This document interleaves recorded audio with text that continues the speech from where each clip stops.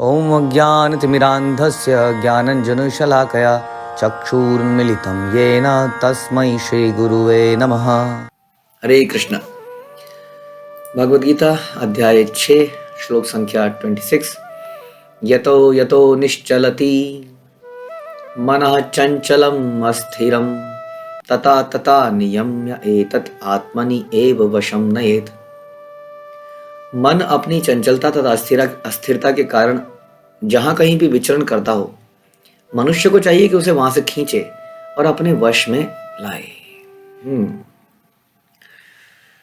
हम कह नहीं सकते, हमने बहुत सारी पिक्चरें सुनी, आप लोगों ने सुना होगा, दिल तो पागल है, दिल तो पागल है, सारी सारी रात जगाता है, इत्यादि इत्यादि।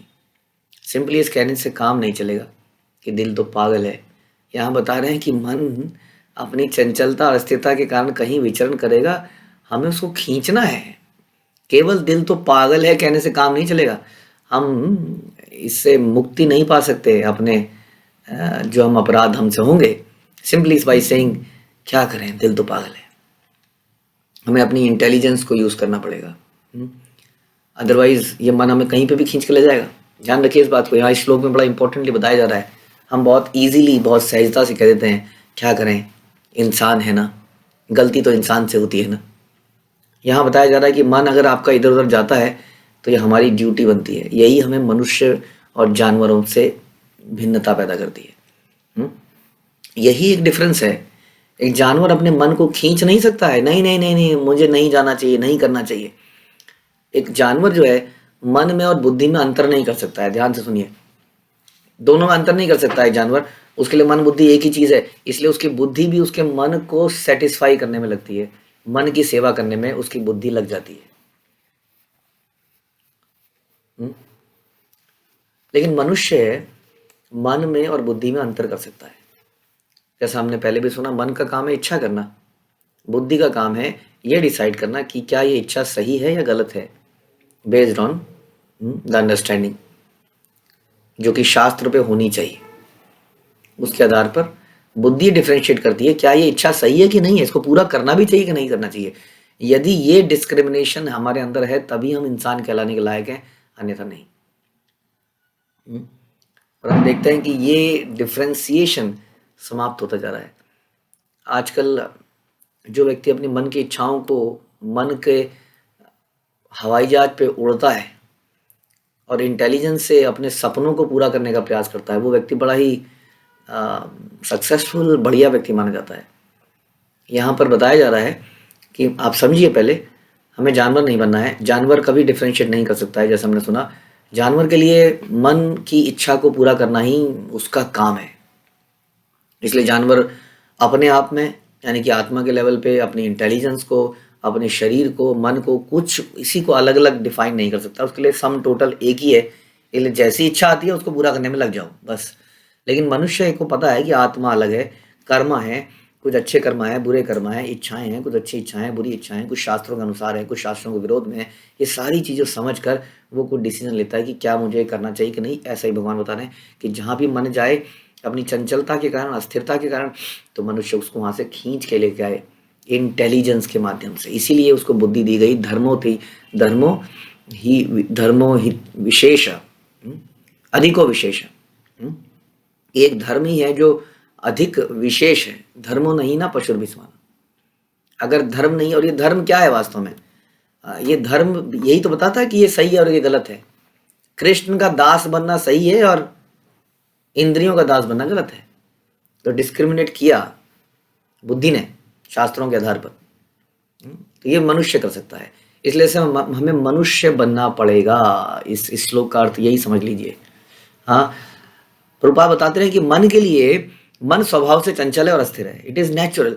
मन के लिए चंचलता, अस्थिरता, ये जो अब यहाँ बताई जा रही है, बड़ी स्वाभाविक है, क्योंकि उसका काम ही इच्छा पैदा करना है, विचार लाना, इच्छा करना, उसको प्राप्त करने के लिए प्रयास करने के लिए हमें फोर्स करना, ये मन का कार्य है।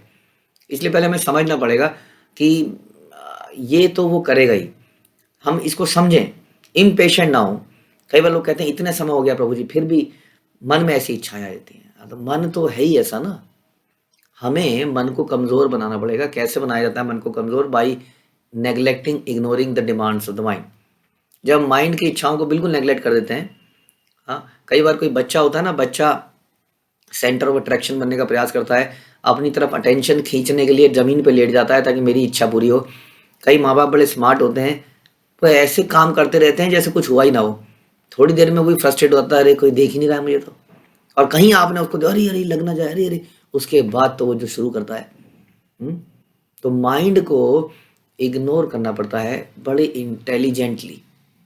कई बार बिल्कुल माइंड को इग्नोर करने से भी समस्या हो जाती है, इसलिए बड़ी सतर्कता से, क्रमशः, धीरे धीरे, जैसे हमने सुना था, हम उसकी डिमांड्स को इग्नोर करते जाते हैं, धीरे धीरे धीरे धीरे, और धीरे धीरे हम उसको दूसरी तरफ लगाते भी चले जाते हैं, क्योंकि हम जानते हैं कि खाली तो नहीं रख पाएंगे, ज़्यादा दिन तक खाली रख नहीं पाएंगे, वो कुछ ना कुछ कर ही जाएगा, इसलिए उसकी डिमांड को इग्नोर करके उसको नई तरफ लगा देते हैं। यही व्यक्ति यहाँ बता रहे हैं, किंतु स्वरूप सिद्ध योगी को मन को वश में लाना आता है।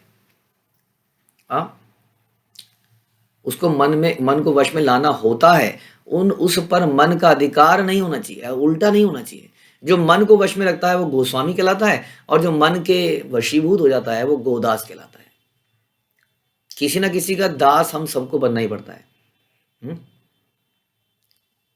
आज कोई व्यक्ति चर्चा में ऐसा बोला, जब उसको बताया गया कि हम कृष्ण के दास हैं, हम प्रभुपाद के सर्वेंट हैं, हम भक्तों के सर्वेंट हैं, तो व्यक्ति बोलता है तुम तो गुलाम बन रहे हो, गुलाम।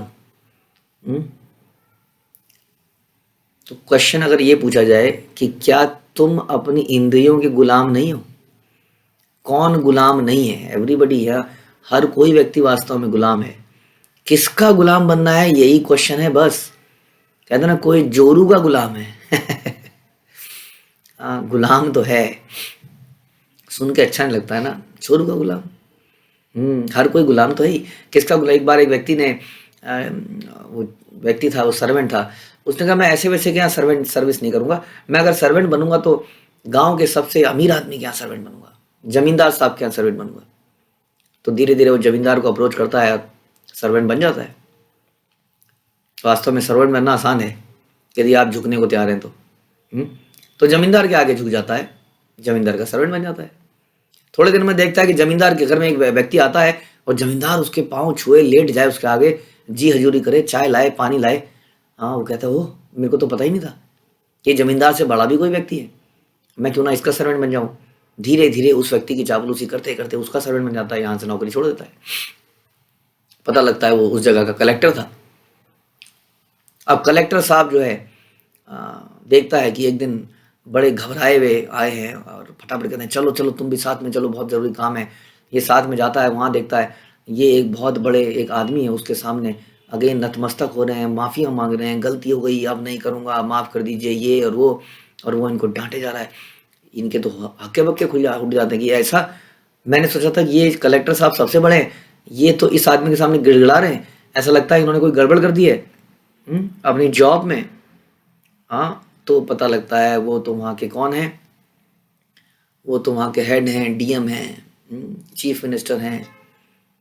और इसी प्रकार पहुँचते पहुँचते वो एक दिन राजा के पास पहुँच जाता है। वो कहता अब तो मैं राजा के पास पहुँच गया, अब मैं सर्वेंट हूँ राजा का।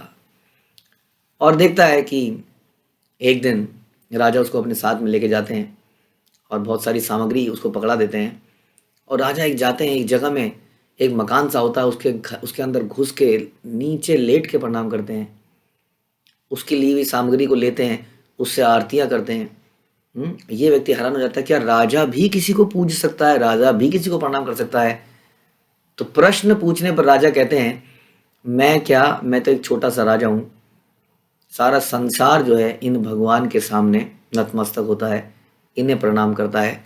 यदि तुम्हें दास बनना है तो इनके दास बनो।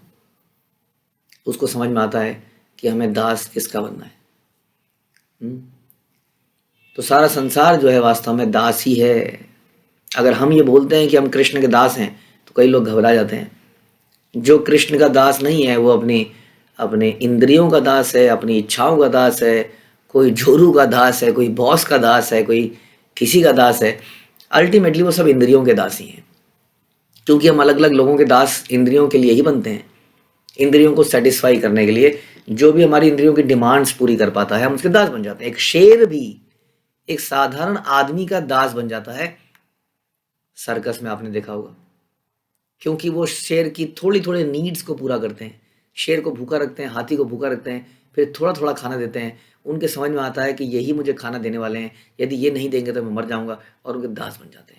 उसी प्रकार से एक गधा जो है एक धोबी का दास बन जाता है, जबकि धोबी उसको थोड़ी सी घास देता है। वास्तव में ये घास, ये पत्ते, ये खाना, ये अन्न सब भगवान देने वाले हैं। जो व्यक्ति इस बात को समझ जाता है वो व्यक्ति भगवान का दास बनता है। इसलिए हम या तो गोदास बन जाएं या गोस्वामी बन जाएं। हमें इंद्रियों का स्वामी बनना पड़ेगा। जैसा कि यहाँ बताया गया कि हमें अपनी बुद्धि से अपने मन पर नियंत्रण करके उसे कंट्रोल करके उसको खींचना पड़ेगा, वश में लाना पड़ेगा, उसको भगवान के चरणों में लगाना पड़ेगा, भगवान की सेवा में लगाना पड़ेगा। हमें अपने मन को भगवान का भक्त बनाना पड़ेगा। हाँ, यही इसमें बताया गया। ये सबसे महत्वपूर्ण काम है। वही व्यक्ति योगी बन सकता है जिसका मन निरंतर इच्छाओं में लगा रहता है और हम उसको खुला छोड़ देते हैं।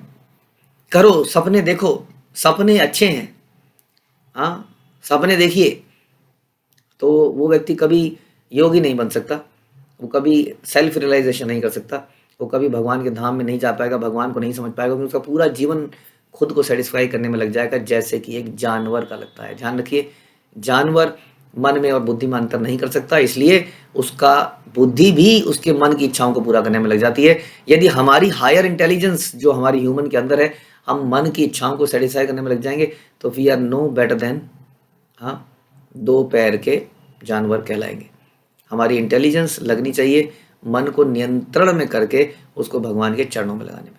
बुद्धि को स्ट्रांग बनाने के लिए हम शास्त्रों को पढ़ते हैं और सुनते हैं, और मन को कमज़ोर करने के लिए हम मन की इच्छाओं को इग्नोर करते हैं और धीरे धीरे उसे दूसरी इच्छाओं में लगाते हैं।